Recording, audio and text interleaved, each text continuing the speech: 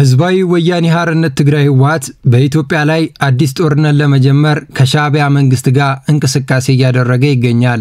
ጦርነት ከሌለ መኖር የማይችለው ህወሓት የባለፈው ስተቱን ለመድገም ዛሬም ከሽማግሌው የኢሳያስ አፈወርቂ መንግስት ጋር በመተባበር በኢትዮጵያ ላይ አዲስ ጦርነት ለመክፈት እየተነሰሱ ነው።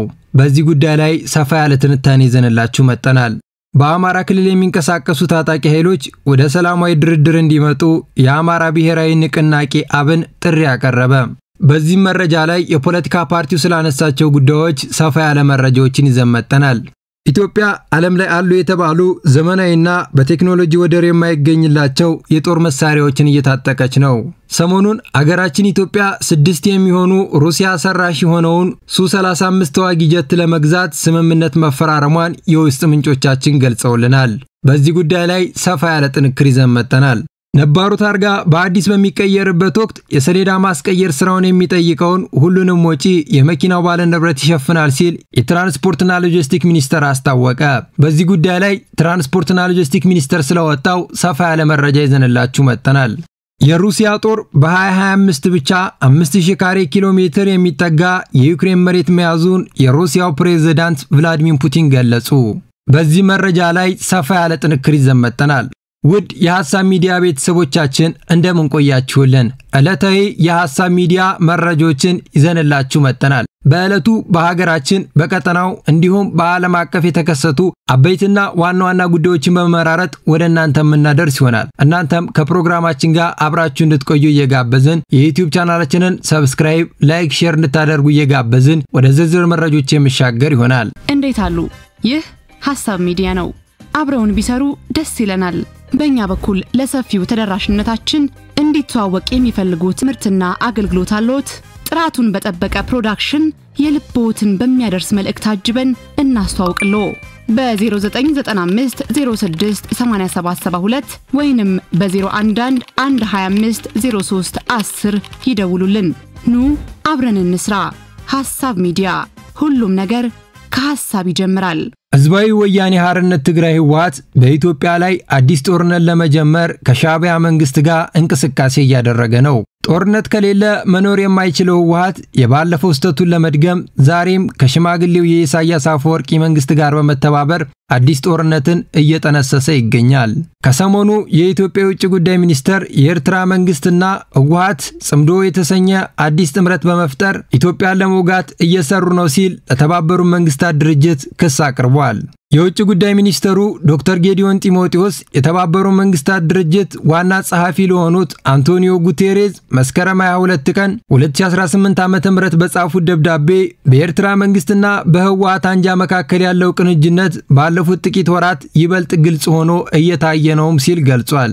ከሰሞኑ በአማራ ክልል ወልዲያ ከተማ በነበረው ተኩስ የፋኖ ታጣቂዎች በፈጸሙት ጥቃት ውስጥ ህወሓትና ሻዕቢያ በተኩስ ልውውጡ ተሳትፈዋል ሲልም ከሷል።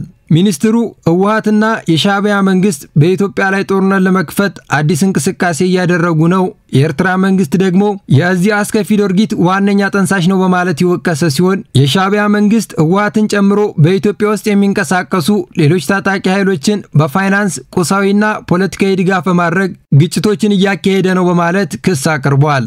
የህወሓት አመራሮችም ባለፈው የሰሜኑ ኢትዮጵያ ጦርነት በሰሯቸው ወንጀሎች ተጠያቂ ላለመሆንና ሲመኙትና ሲያልሙት የነበረው ኢትዮጵያን ለብቻቸው የማስተዳደር ፍላጎት ባለመሳካቱ ሁሌም ለግል ጥቅማቸው የሚሰሩት የህወሓት አመራሮች የሚፈልጉትን ፍላጎት ለማሟላት ሲሉ ዛሬም እንደበፊቱ ሁሉንም ነገር በጉልበትና በጠመንጃ ስለሚያስቡ በትግራይ ምድር አዲስ ጦርነት ለመጀመር ከሻዕቢያ መንግስት ጋር እንቅስቃሴ ጀምረዋል። የሻዕቢያ መንግስት የራሱን ህዝብ ማኖር አቅቶት በጎረቤቶቹ ጦርነት በመቀስቀስ ኢኮኖሚውን የሚደግፈው የኢሳያስ አፈወርቂ መንግስት ከህወሓት ጋር ያልተቀደሰ ጋብቻ በመፈጸም ኢትዮጵያን ወደ ግጭትና ወደ ቀውስ ለማስገባት ደፋ ቀና እያለ ይገኛል።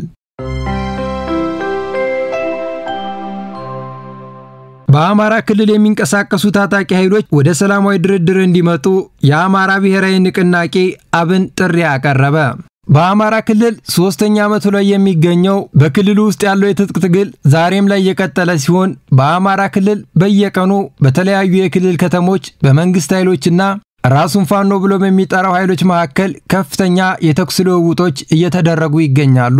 ይህም ጉዳይ ያሳሰበው በክልሉ የሚንቀሳቀስ የፖለቲካ ፓርቲ አብን የአማራ ክልል ታጣቂዎች እያካሄዱት ያለውን የትጥቅ ትግል እንቅስቃሴ ህዝቡን በእጅጉ የጎዳ መሆኑን በመግለጽ ወደ ድርድርና ሰላማዊ የፖለቲካ መድረክ በመምጣት ለአማራ ህዝብ ታሪካዊ ውለታ እንዲውሉ አጥብቆ ጠይቋል። የአብን ስራ አስፈጻሚ ኮሚቴ ወቅታዊ የአማራ ክልልና አገራዊ እንዲሁም ቀጠናዊ ጉዳዮችን መርምሮ መስከረም 27 ቀን 2018 ዓ.ም ባወጣው መግለጫ ሀገራችን ኢትዮጵያ ከመቼውም ጊዜ በላይ በእርስ በርስ ግጭቶችና መጠፋፋት ውስጥ ትገኛለች ብሏል። በአሁኑ ወቅት በአማራ ክልል ያለው የጸጥታ ችግር በእጅጉ ተባብሶ በመቀጠሉ የግድያ፣ የእገታና የዘረፋ ወንጀሎች መስፋፋታቸውን የጠቆመው ፓርቲው በግብዝነትና በጠላት መንገድ መሪነት የተገባበትን የትጥቅ ትግል እንቅስቃሴ ከባድ የሚባል ሰብአዊና ቁሳዊ ውድመቶችን አስከትሏል ያለው ፓርቲው ራሳቸውን የአማራ ህዝብ ብቸኛ ወኪል አድርገው የሰየሙ ግለሰቦችና ቡድኖች በአማራ ህዝብ ስም የተደራጀ የዲያስፖራ ማህበረሰብ፣ የጦርነት ኢኮኖሚ ተዋናኞችና በሙስናና ዝርፊያ ወንጀል የተሰማሩ በየደረጃቸው ያሉ አመራሮችና አንዳንድ ወታደራዊ ዲሲፕሊን የጎደላቸው የመከላከያ ሰራዊት አባላት የዝርፊያ፣ የማዋከብ፣ የኮንትሮባንድና የህገወጥ የሰዎች ዝውውር የሚፈጽሙ ወንጀለኞች ግጭቱን የኢኮኖሚያቸው ቋሚ ምንጭ በማድረግ ለህዝባችን መከራ ዋና ተጠያቂ ናቸውም ብሏል። ላለፉት 3 ዓመታት የቀጠለው ግጭት በክልሉ ብሎም በሀገር ላይ በርካታ የሰውና የንብረት ውድመቶችንና ኪሳራዎችን ያስከተለው የትጥቅ ትግል አሁንም የቀጠለ ሲሆን መንግስት በተለያዩ ጊዜያቶች የሰላም ስምምነት ጥሪዎችን ቢያቀርብም እስካሁን ድረስ ግን የተደረጉ የሰላም ስምምነቶች የሉም። ኢትዮጵያ ዓለም ላይ ያሉ የተባሉ ዘመናዊና በቴክኖሎጂ ወደር የማይገኝላቸው የጦር መሳሪያዎችን እየታጠቀች ነው። ከሰሞኑ ሀገራችን ኢትዮጵያ 6 ራሺያ ሰራሽ የሆኑ ሱ-35 ተዋጊ ጀቶችን ለመግዛት ስምምነት መፈራረሟን የውስጥ ምንጮቻችን ገልጸዋል። በአሁኑ ወቅት ዓለም በከፍተኛ ውጥረት ላይ ትገኛለች። ይህም ውጥረት ሀገራችንንም ኢትዮጵያ ያካትታል። በተለይ ደግሞ ኢትዮጵያ በአፍሪካ ቀንድ መገኘቷና በፍጥነት እያደገች ስለመጣች በርካታ የቀጠና ሀገራቶች ኢትዮጵያን ለማጥቃት ቀን ከሌት እየሰሩ ባለበት ወቅት ኢትዮጵያ ራሷን ከጠላቶች ለመጠበቅ ዓለም የደረሰባቸውን የቴክኖሎጂ ደረጃዎች በመከተል የተለያዩ ዘመናዊ የጦር መሳሪያዎችን እያመረተችና እየገዛች ነው። ከሰሞኑ ደግሞ ሩሲያ ሰራሽ የሆነና በዓለም ላይ በጣም ዘመናዊ በርካታ ቴክኖሎጂዎች ያሉት ሱ-35 እጅግ የላቀና ባለብዙ ተግባር ተዋጊ ጀት ልትገዛ መሆኑ ተገልጿል። ሩሲያ ሰራሽ የሆነው ሱ-35 ጀት በአሁኑ ወቅት በዓለም አቀፍ ደረጃ እንደ አሜሪካ ኤፍ-15 እና ኤፍ-16 ካሉ ጀቶች ጋር የሚነጻጸር አውሮፕላን ሲሆን ጀቱ በ3 ቁልፍ ዘርፎች ተወዳዳሪነት የለውም።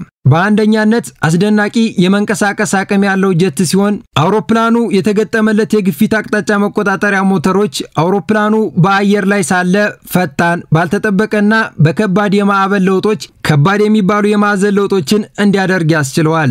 ይህም አውሮፕላን በአየር ላይ ውጊያዎች ተወዳዳሪነት የሌለው የበላይነት ይሰጠዋል።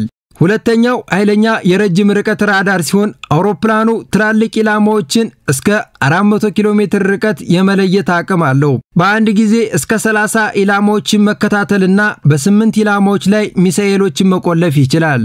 ሶስተኛው ትላልቅ የጦር ጭነት አቅም ሲሆን በአጠቃላይ 12 የጦር መሳሪያ መጫኛ ቦታ ያለው ሱ-35 እስከ 8000 ኪሎ ግራም የሚደርስ የተለያዩ የአየር ወደ አየርና የአየር ወደ መሬት ሚሳኤሎችና ቦምቦችን መሸከም ይችላል። ሱ-35 ጀት በአየር ላይ የበላይነትና ለረጅም ርቀት የጥቃት ተልዕኮዎች ታስቦ የተነደፈ ዘመናዊ አውሮፕላን ነው።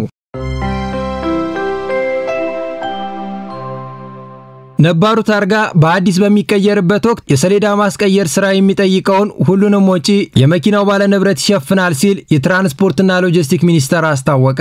የትራንስፖርትና ሎጂስቲክ ሚኒስቴር በሀገር አቀፍ ደረጃ ነባሩን የተሽከርካሪ መለያ ሰሌዳ ቁጥር በአዲስ ለመተካት የሚያስችል አዲስ የተሽከርካሪዎች የመለያ ቁጥር ሰሌዳ አይነቶችና ምልክቶች መወሰኛ የአገልግሎት አሰጣጥ መመሪያ ቁጥር 1050/2017 ማውጣቱ ይታወቃል። በ2018 ዓመተ ምህረት ሙሉ በሙሉ ተሽከርካሪዎች በአዲስ ታርጋ የመቀየር ስራ እንደሚሰራ የትራንስፖርትና ሎጂስቲክ ሚኒስተሩ ዶክተር አለሙ ስሜ ተናግረዋል። በአገልግሎት ላይ ያለውን ነባሩን የተሽከርካሪ መለያ ሰሌዳ ቁጥር በአዲስ ለመተካት ካስፈለገበት ምክንያቶች ውስጥ ቀደም ሲል የነበረው የተሽከርካሪ መለያ ቁጥር ሰሌዳ አመራረትና አሰረጫጨት የአስተራር ክፍተትና የሀብት ብክነት ሲስተዋልበት የቆየ በመሆኑ ያንን ለመቅረፍ የሚያስችል ስርዓት መዘርጋት በማስፈለጉ ነውም ተብሏል። አሽከርካሪዎች እየተጠቀሙበት የሚገኙት በስራ ላይ ያለው ታርጋ ከ1994 ዓ.ም በኋላ ምንም አይነት ማሻሻያ ሳይደረግበት የቆየ ሲሆን ነባሩም ታርጋ በአዲስ በሚቀየርበት ወቅት የሰሌዳ ማስቀየር ስራውን የሚጠይቀውን ሁሉንም ወጪ የመኪና ባለንብረቶች ይሸፍናሉም ተብሏል። ከዚህ ቀደም የነበረው ታርጋ 9 ሚሊዮን መኪኖች ብቻ መዝግቦ የሚያበቃ ውስን ታርጋ ነበረ። ካሁን ባለው መረጃ ድረስ ግን 1.6 ሚሊዮን የሚሆኑ ተሽከርካሪዎች ተመዝግበዋል። የአሁኑ ታርጋ ግን 121 ሚሊዮን ታርጋዎችን መመዝገብ ያስችላል ሲሉ የትራንስፖርትና ሎጂስቲክ ሚኒስተሩ ዶክተር አለሙ ስሜ ገልጸዋል። የሩሲያ ጦር በ2025 ብቻ 5000 ካሬ ኪሎ ሜትር የሚጠጋ የዩክሬን መሬት መያዙን የሩሲያው ፕሬዝዳንት ቭላድሚር ፑቲን ተናገሩ። የሩሲያው ፕሬዝዳንት ቭላድሚር ፑቲን ማክሰኞ ዕለት በሰጡት መግለጫ የሩሲያ ጦር በዚህ ዓመት ብቻ ወደ 5000 ካሬ ኪሎ ሜትር 1930 ካሬ ማይል የሚጠጋ የዩክሬን ግዛት በቁጥጥር ስር መዋላቸውንና ሞስኮም በጦር ሜዳ ላይ ሙሉ ስልታዊ ተነሳሽነት እንደያዘች ፕሬዝዳንቱ ተናግረዋል። እንደ ፈረንጆቹ አቆጣጠር በ2025 ሩሲያ በዩክሬን ላይ ባደረገችው ወረራ የሩሲያ ኃይል ከዩክሬን የመሬት ስፋት ላይ 1% የሚሆነውን የተቆጣጠረ ሲሆን ሩሲያ በአሁን ጊዜ በአጠቃላይ 20% የሚጠጋ የዩክሬን መሬት ተቆጣጥራለችም ተብሏል። ቭላድሚር ፑቲን በ73ኛ የልደት በዓላቸው ላይ ከሩሲያ ከፍተኛ የጦር አዛዦች ጋር ባደረጉት ንግግር የዩክሬን ጦር በሁሉም የግንባር ዘርፎች እያፈገፈገ ነው ያሉ ሲሆን ሩሲያም ወደ ዩክሬን ግዛቶች ውስጥ ዘልቃ ለመግባት እያደረገችው ያለችውን ዘመቻ አጠናክራ እንደምትቀጥል ገልጸዋል። በሌላ በኩል ደግሞ የዩክሬኑ ፕሬዝዳንት ቮሎዲሚር ዜሌንስኪ የዩክሬን ጦር በቅርቡ ሩሲያ የቆመችበትን የሱሚ ክልል ድንበር መልሶ ማግኘቱን ቮሎዲሚር ዜሌንስኪ ገልጸዋል። እንዴት አሉ? ይህ ሐሳብ ሚዲያ ነው። አብረውን ቢሰሩ ደስ ይለናል። በእኛ በኩል ለሰፊው ተደራሽነታችን እንዲተዋወቅ የሚፈልጉት ምርትና አገልግሎት አለዎት? ጥራቱን በጠበቀ ፕሮዳክሽን የልቦትን በሚያደርስ መልእክት አጅበን እናስተዋውቅሎ። በ0995 06 8772 ወይንም በ011 125 03 10 ይደውሉልን። ኑ አብረን እንስራ። ሐሳብ ሚዲያ፣ ሁሉም ነገር ከሐሳብ ይጀምራል።